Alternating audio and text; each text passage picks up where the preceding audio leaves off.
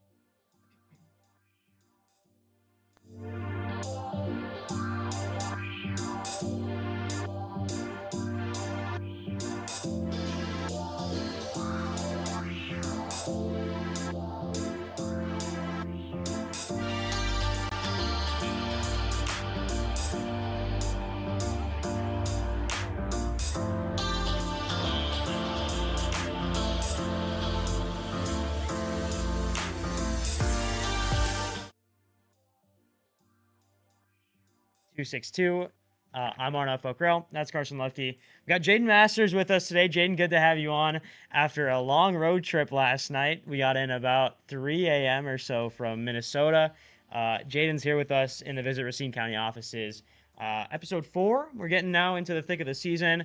Games are going to start picking up. Got 3 games ahead this week, Jaden, and kind of mirrors that college schedule for you. You know, games just constantly, whether it's a game, a couple days off, and another game. So all about managing yourself as we get into the thick of the season for the USLW League and for the USL2. But before we get to talking to Jaden a little bit, we'll talk a little bit about last week's divisional matchups in the Heartland Conference. Me and Karsten keep a running score of our predictions, and I believe as of right now, I'm 7-3, you're 5-5. So we're competing a little bit there. Yep. But let's run through the divisional matchups for this upcoming, or the last week we had. Started on Sunday, Bavarian United took down Chicago Dutch Lions 7-2. Rochester took down RKC 3-2. Chicago City beat River Light 2-1. Aurora beat RKC last night 7-0. Tomorrow, we've got Bavarian United SC versus River Light at 4 p.m. Karsten, me and you agree. I think River Light's a pretty solid team this year. We both think they'll take down Bavarian. And then On Saturday, we've got Chicago Dutch Lions taking on Rochester FC at 7 p.m. That one in Chicago. Once again, we agree on this one. Both of us said Rochester last week.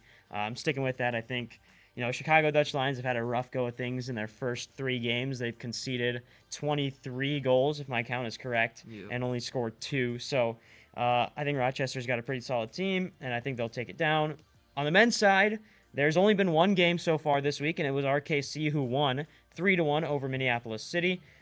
Tonight, there's a pretty big game. Last year's divisional champions, Thunder Bay, take on Bavarian United SC. This is a matchup that, a lot of people didn't look at going into the season because Bavarian finished last year, and Thunder Bay finished first last year. I've had it as a draw because I think Bavarian have had a great start to the season. They're 2-0. But Karsten, you're sticking with last year's divisional champions, Thunder Bay. Talk to me about what you like out of them. I mean, they are the reigning divisional champions. Yeah, that they got experience, and then also I don't know. I feel like they're carrying momentum on from the following season. They made a couple of really good signings. Got former Canadian Premier League players for them as well. And then you move down to Saturday. We have RKC and St. Croix here in Racine at Pritchard Park at 7 p.m. Also, same time, same day, 7 p.m. In Rochester, you've got Minneapolis City taking on Rochester FC. Minneapolis City off the back of a loss to RKC 3-1. Karsten, you're going with Rochester. Talk to me about what you think about that matchup. I like it. I think that it'll be close, and then also Rochester's not coming off a loss. That's gonna help them out. Yeah, for sure. And then for me, I'm going with Minneapolis City. I like the way that the new manager Justin Oliver played against RKC. It was only a 3-1 deficit for them against a talented RKC side on the men's side. So they've had a good couple of games to play there, a good couple of training sessions to get under the new manager.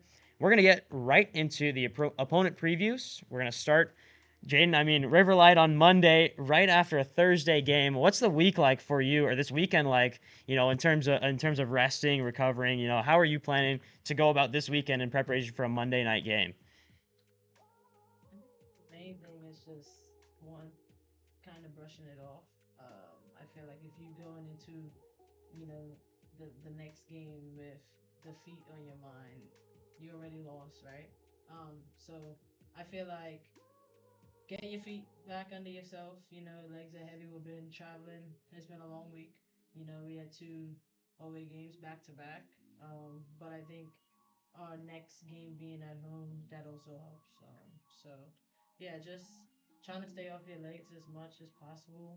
But then also not staying off of them too much. You still gotta kind of get your legs back going. So just trying to find that, and then also trying to bump up the team morale. I think that's huge too. Like I said, coming off of 2 losses back to back, that's never fun. So I think we should be good looking forward.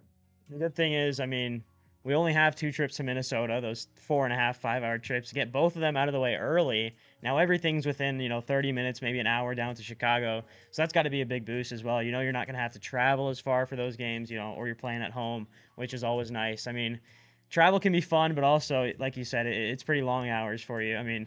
What's going through your mind when you're traveling to a game, when you're going on those 4-hour bus rides to Minneapolis or to Rochester? What's going through your mind on those long travels? Well, to be honest, the USLW is fairly new to me. So this is my first year playing. Well, first year playing on a team in the USLW league, but also being up in Wisconsin and those other big cities. So I would say honestly, for the last 2 games, those long trips, I didn't know what to expect. And you hear some of the girls talking about, okay, cool, yeah, this is gonna be tough, but I'm not one to look too far into a game. I think if I go into the game psyching myself out, once again, just like going into a game with defeat in your mind, you already lost, right? So if I'm going into the game like, oh, this is who I'm coming up against, or it's not gonna do you no good. So honestly, just music, or watching interviews or even sermons, or just trying to keep my mind off of it. About an hour before warm up that's probably the time where I'll start to lock in and actually start to focus on, okay, cool, well, what do I need to execute in this game? So even if the team don't come away successfully with a win, what do I come away individually that helped me improve or could better my game? So we get those two trips out of the way. The next game is at home, and then in the midweek we'll travel to Bavarian. We'll talk about them in a little bit. We'll start with River Light on Monday at home, 7 p.m. kickoff. You can watch the game right on our YouTube channel, RKC Third Coast YouTube channel that you're watching this on. River Light's 1-1-1 on the season. They started off the season 8-0 win over Chicago Dutch Lions, then 1-1 draw with Aurora, and then a 2-1 loss against Chicago City. They had a lead against Chicago City at halftime. They conceded in the 54th minute and in the 90th minute to lose the game. Their leading goal scorer is Mackenzie Anthony. She's got 4 goals through 3 games. She spent 3 years at Baylor, so down in the Big 12, where you were at for 2 years. At Houston, she's at Michigan State now for a 4th year, and then grad year this upcoming season for her. And then goalkeeper Blythe Braun spent a freshman year at Iowa, sophomore year at FAU, is committed to Syracuse in 2024, so up in New York, Central New York. Played 146 minutes so far this season, made a couple of really big-time saves against Aurora in that 1-1 draw. So that's River Light up on Monday. Karsten, we'll pass it to you because we've got a back-to-back game. USL 2 takes on Bavarian United SC at home. What do we know about them to start off the 2024 season? Bavarian United SC is 2-0 on the season with a matchup tonight against last year's division champions Thunder Bay. The 2 wins for Bavarian are a 1-0 win against Minneapolis City at home and a 4-1 win in Rochester. Bavarian United have already scored more points this season with 6 than all of last season, which they had 5. They're led by Karim Pari and Amir Abdullah.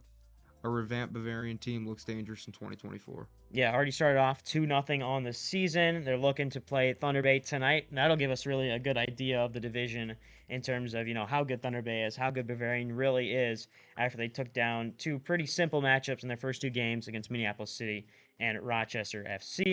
Back to USLW action in Bavarian United away on Wednesday night. So we're now on night 3 of consecutive games. We've got women's on Monday, men's on Tuesday, back to women's on Wednesday. Bavarians 2-0 in the season, a 2-0 win against Rochester, 7-2 win against Chicago Dutch Lions. They play River Light tomorrow. They're led by Zoe Pagels, who has 1 goal and 2 assists. She used to play at Green Bay, is joining UW Milwaukee. That's our best shot at a rivalry game. It's the only team in the state of Wisconsin. Jaden, for you, rivalry games, is there always that little extra feeling? I don't know.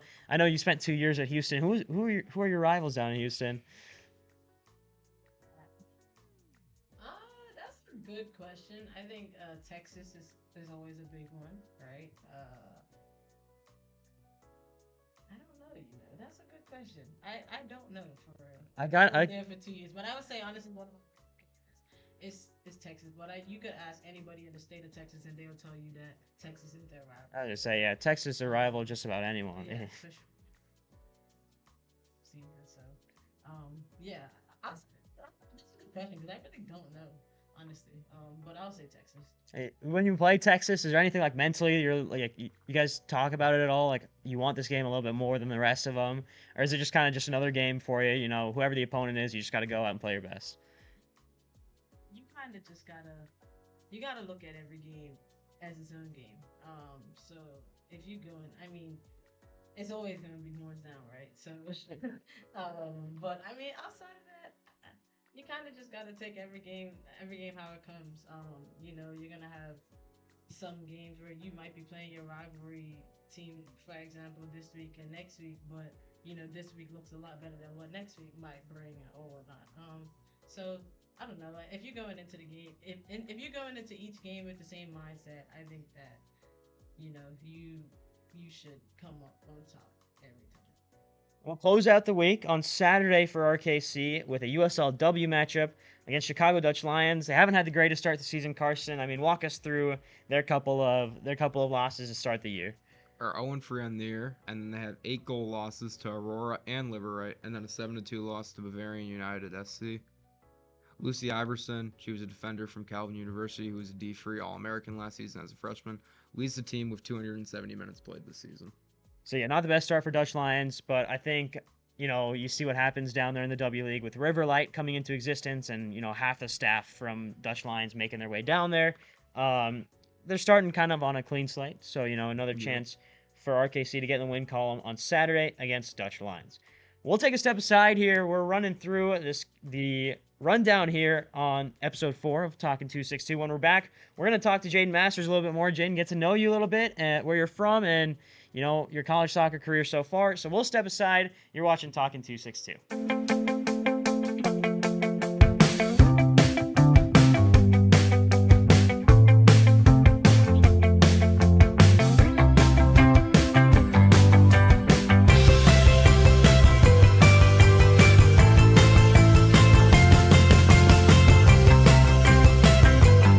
Located in southeast Wisconsin, come discover Racine County. Plan your visit today at visitracinecounty.com.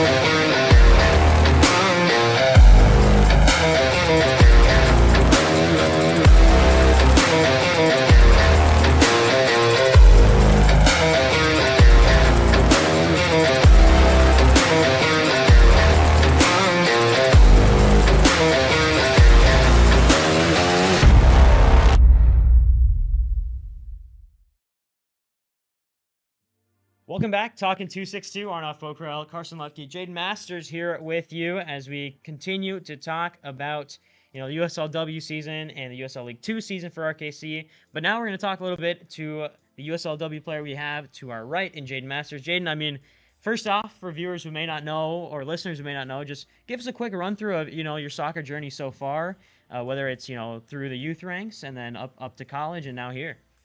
Yeah, so I started playing soccer around the age of 8, 9. It's pretty late compared to a lot of people that I played with. So yeah, like I said, started when I was about 8, 9. When I was 13, I actually went to IMG Academy. Went there for about 5 years. Graduated in 2021, and then went to the University of Houston from there. So in terms of my soccer career, you get questions like, dang, you went to IMG at 13 years old. Like, when you're from a little island that's 21 square miles, if you want to pursue and, get the exposure and the opportunity, then at some point you have to, that sacrifice has to be made. And, God thank my parents, because, if it wasn't for them, I wouldn't be where I am today.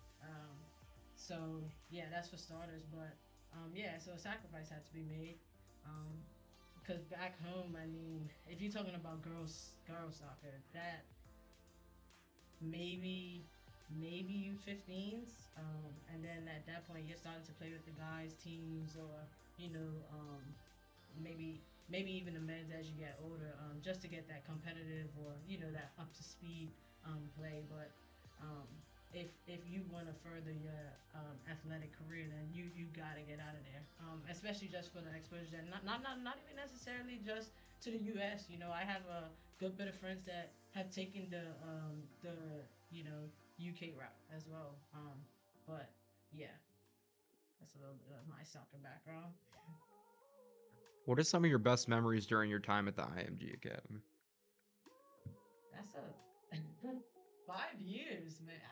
That's hard. I would say the first one that comes to mind is when I had went out to IMG. So I went out there as a forward, as a winger. And I remember my U15 coach, Kim Dean. She was like, "We need you at right back, outside back." So what?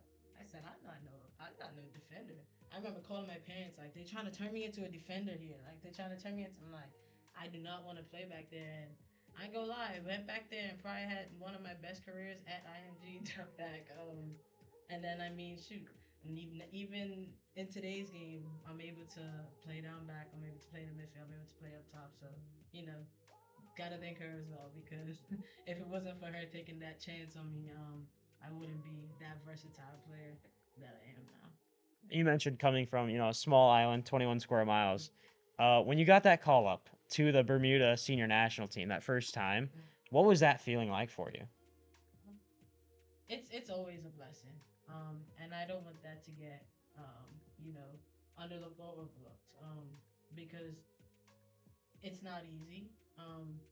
People might say, "Oh, being from an island that's small, it's a lot easier." It may be a lot easier in terms to get noticed, but once you're there, you're still fighting for your spot every day because at the end of the day, it could always get taken.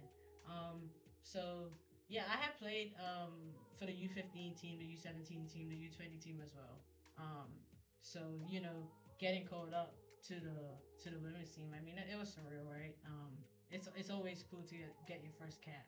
Um, my first cap actually was in Jamaica, against Jamaica back in February of 2021. Um, and then that was the year that I got taken out that game.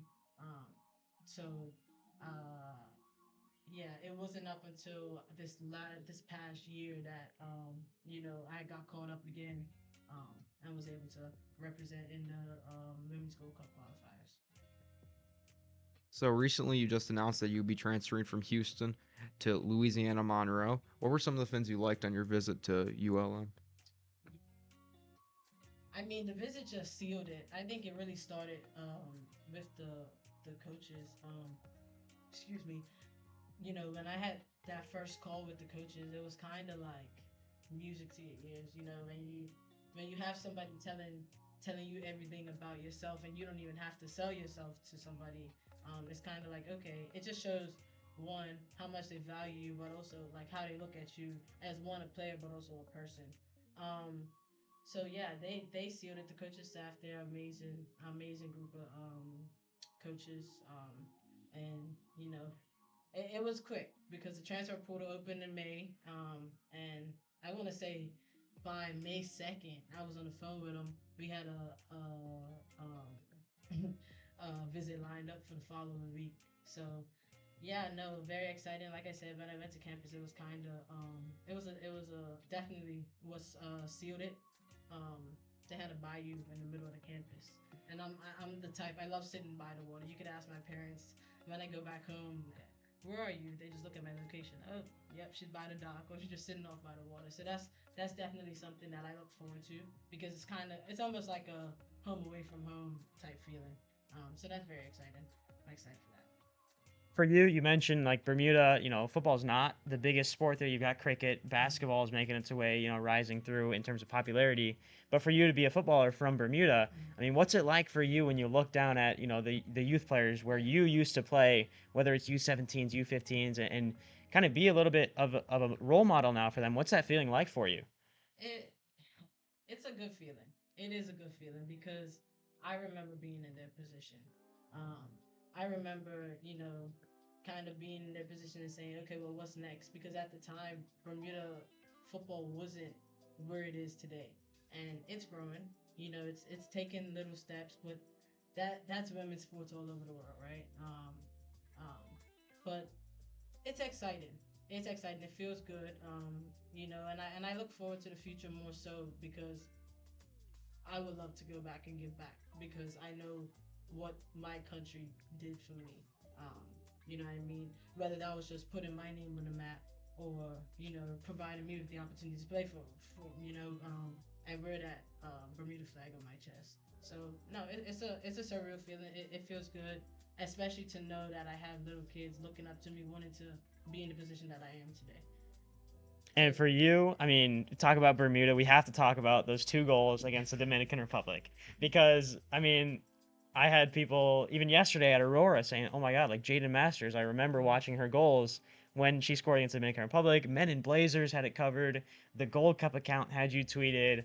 I mean, just what was that? First off, walk us through those 2 goals. I'm sure you still remember them, right?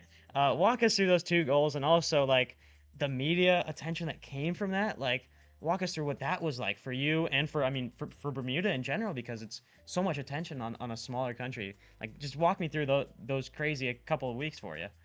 Yeah. It's it's kind of funny because when it happened, nobody knew who I was for real. I had just came off of injury, the ACL injury, but I've had numerous ACL surgeries prior, so it was kind of like, well, introduce Jaden Masters. Okay, cool. So I remember that game. The first goal, I got the ball across the field, and I was open on the wing the whole game.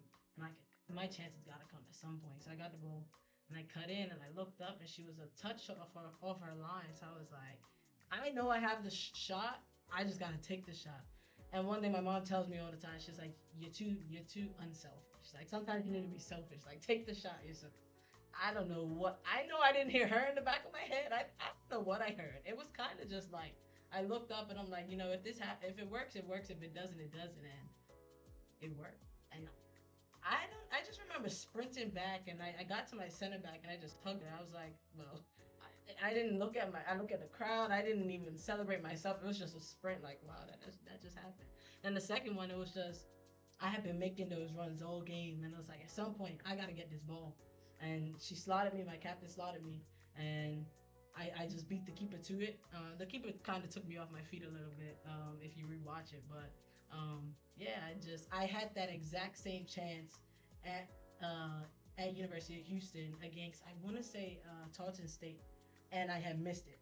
I actually went over the crossbar, so I'm like, in the back of my head, I said, I know that I have to hit the back of the net. You had this exact same opportunity, now you got to execute, and I executed it. So no, it was a surreal feeling. And that was the first time my parents had seen me play since 2018 in person. So, to do that one on home soil, in a big game, it was a history game. That was the first time we had beat Dominican Republic, on the women's side. So it felt good. You had multiple people reaching out, because that's when people started to find out that I had tore my ACL 4 times, had 6 surgeries. So it was like, who is this girl? And then it kind of backfired on me when we played Dominican Republic on the it was our last women's Gold Cup qualifying game, and yeah, they knew who 21 was, so I didn't have as much freedom as I would have loved to, right? But yeah, no, it was good. It still feels good. It still feels like it happened just yesterday, especially when people find out about it. It's just the same reaction every time, right? And then for you, so you mentioned, that loss to the Dominican Republic in the Gold Cup qualifiers. What's next now for Bermuda? Are you guys going to the Island Games at all? I know that's coming up soon. But other than that, what's next for you on the national calendar? Yeah, we did. We actually won Island Games last summer. I didn't participate with them. I know that we have a couple friendlies coming up over the summer, but the draw for Women's Gold Cup should be coming up soon. But I know that they said that's going to be a yearly thing, just like the Men and Nations Cup and all that. So we should be getting that draw soon. And I hope Dominican Republic's in that, because I need my lick back. No way we beat them and they make it. No. We gotta play them again. So I'm not sure when the draw happens, but I know that in terms of international schedule, I'm pretty sure that's what comes next after friendlies this summer. And that's just, for you, it's probably the one that you're gonna circle on the calendar if you get there against the Dominican Republic. I know that's gonna be a fun one to watch. In general, the whole Women's Gold Cup has been a pretty exciting thing, especially for those countries in the Caribbean and in Central America, to get them more exposure, get more games down on the international calendar. Jaden Masters, USLW League player for RKC Third Coast. We're going to take a step aside. When we're back, it's the Look Around the Leagues, brought to you by Carthage College, and we'll wrap this show up in a pretty quick fashion right here on the RKC Third Coast YouTube channel.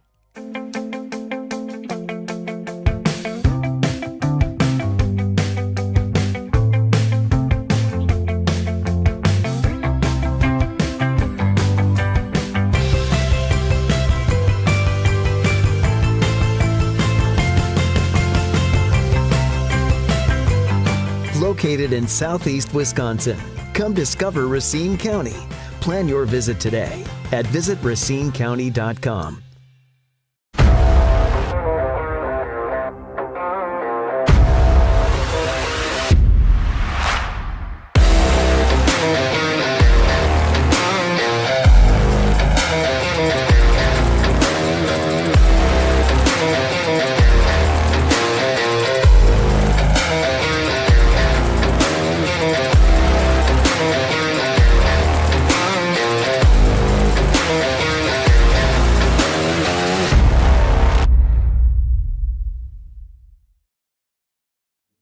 Welcome back, Talking 262. I'm Arnav, Pokhrel, Karsten, Luedtke, Jaden Masters with us. It's time for the Look Around the Leagues, brought to you by Carthage College. We want to remind you that the annual Carthage College golf outing will be held on June 24th at the club at Strawberry Creek. It's a great way to celebrate and support the 750 Firebird student-athletes who participate each year in Carthage athletics. Visit athletics.carthage.edu for registration or sponsorship information. So, thank you, Carthage College, for your support of RKC Third Coast. The Women's League schedule for the next week looks like this. We're going to start with Chicago City SC hosting Aurora on, I believe that's Sunday, the 2nd of June. It's in Chicago. I'm predicting a draw. For you, I mean, who are you going with in this game? I'm going with Aurora to win. Aurora to win. Jaden, I mean, two teams that you faced against now, Chicago City and Aurora. Both teams who, I mean, really talented squads in general, but Aurora ran away with the game last night. Chicago City played really close until about the final 10, 20 minutes when they kind of blew the doors open. I mean, both teams really good states. I don't know if you want to give a prediction, but if you want to, the floor is yours. I would say Aurora will probably come off with the win, but I do think that Chicago will put up a good fight. So I don't think it'll be a blowout, honestly. I think it'll probably be within, I'll say, a 2-goal margin. That's what I'm going with. We'll see. Then on Monday, we've got RKC Third Coast Riverlight at home at Pritchard Park. And then on Wednesday, we've got Chicago Dutch Lions traveling to face Chicago City SC. I mean, Chicago City SC is undefeated on the season so far. I'm picking them to rock. I'm rocking with them until really they prove me otherwise, because I think this is a very strong team in Chicago City that RKC played really well against. And so I think Chicago City gets the job done against Chicago Dutch Lions. I think the Dutch Lions, have a little bit of woes defensively that I think, will hopefully get sorted out as the season progresses. But right now, I mean, you just have to rock with Chicago City. Yep. They just keep on winning. And I know you feel the exact same way. And then we get to another RKC game, this one on the 5th of June against Bavarian United SC. That one away. Up in Milwaukee, it's not too far of a drive. For you, Jaden, I mean, we mentioned a little bit earlier, finally getting to play an away game that's not a 4-hour drive. It's got to be an important thing for you. We don't have to sit in those vans for 4 or 5 hours on away days now. It's just a quick little car ride up. And they've got a pretty cool park up there as well. I mean, rivalry matchup, as much as you want to put that in quotes. How excited are you for that one in the midweek? Excited to be playing soccer again. I feel like we ain't been in season since last fall. So, it takes the first couple games to get your feet back wet. And, I don't know. I'm excited. I'm just excited to play soccer, man. Get some wins on the board. Moving on in the week, on the 6th of June, Minnesota Aurora plays host to Rochester FC. The two Minnesota teams facing off against each other last year. Aurora swept the Loons. It was 5-0 at TCO Stadium. It was 1-0 in Rochester. I'm going with Aurora. I think, once again, they've done a good job of building their team back, even with a new head coach. I think they'll get the job done against Rochester. And I know Karsten, right there with me, you're picking Aurora. And then we're also together on this next pick in Chicago City against Bavarian. Once again, I mean, you can't pick against a team that hasn't lost, really, and hasn't faltered at all. We've got RKC taking on Chicago Dutch Lions in Chicago at Spartan Athletic Park. Jaden, for you, I mean, I know when you flew to Chicago, but have you ever been to Chicago and got to explore it at all? No, I haven't. But one of my my teammates from national team, Leilani Nesbitt, she plays on the Red Stars there. So hopefully at some point we're able to link up while I'm down this way. But no, I've never been to Chicago. I mean, I hear about it a lot. Sound good, but until I'm able to experience that myself, then I can't really speak much on it. Yeah, I mean, we'll be down there in Spartan Athletic Park. It's a little bit down south of Chicago, a little bit further away than O'Hare or the northern Chicago parts. Hopefully, we avoid the traffic as well. Going down to Chicago, and then we'll close out the week with probably the one that everyone's got circled. It's the new team, Riverlight FC, taking on Aurora FC. I've got this one as a draw. It was a draw in the first game of between the two teams last weekend, a 1-1 game that finished, and Riverlight, I think, looked like the better team. And Karsten, you picked Riverlight to win the division. So, I mean, for you, you picking Riverlight in this matchup as well? Yes, I am. You're going with Riverlight. So, Karsten's got Riverlight in that one at the end of the week. That one is on June 8th. I'm rocking with a draw. I think those two teams are really setting the standard right now in the Heartland. We'll move on to League Two, the division schedule for this upcoming week. We got one matchup tomorrow that I know we'll all be at against St. Croix. But then after that, RKC faces Bavarian United at home on Tuesday night on the 4th. And then we get into a couple of other games, 2 games for Thunder Bay. The first one against Minneapolis City. Thunder Bay won the division last year. I've got them predicted to win. I know you do as well, Karsten. And then this one's an interesting one. The game on June 7th is between Bavarian United SC and St. Croix in Milwaukee. So I've gone with Bavarian United. Karsten, you're picking an upset here. You've got St. Croix. So walk me through, making that decision against Bavarian United. I don't know. I feel like St. Croix hasn't played as many games as them. They're more well rested. I also just have a sense that it's going to be an upset. I got a feeling that they're going to win, so I picked them. I'm with my gut. St. Croix, it'll be an interesting game tomorrow, I think, as well. They play a different style of soccer than really anyone that RKC has seen. They're a lot more direct. So that one will be a fun one tomorrow to watch against RKC. Closing out the week then, again, with Rochester FC taking on Thunder Bay. It's about an 8-hour drive for Thunder Bay to get down to Rochester. Last year, they lost to Rochester at home, but then beat them away. Rochester was their only loss last year, Thunder Bay, in the regular season. But I'm picking Thunder Bay. I know you're picking Thunder Bay. I think, first couple games haven't gone as well for Rochester on the men's side. You have that 4-1 loss to Bavarian. You got the 6-1 loss to RKC. So, going with the team that won the division last season. Before we end things off here, Jaden, we're going to leave the floor to you. One last time, anything that's on your mind you want to speak to the people listening, or, anyone who you may know that's listening, floor is all yours. I mean, I really ain't got much to say. I mean, just come out and support when y'all can. The girls need it, the men need it as well. We all in this together. We're a new club, so I think we're still in the building stages of it, but I definitely think moving forward with more support, that's always going to be a helping hand. But I mean, thanks for tuning in. I appreciate y'all having me. No problem. Appreciate you being there. Dubs is next week. That's right. Next episode, next week on Friday, we've got one of your teammates, Paige Baird, with us. She was one of the youngest players in the W League last year. Now a little bit older as a junior in high school, but still, fairly young, the youngest player on our team for RKC. So that'll be an exciting one to get to talk to her about her experience with the RKC team in the W League. And finally, before we say goodnight, we'll say thank you to our sponsors. Visit Racine County, whose office we do this in.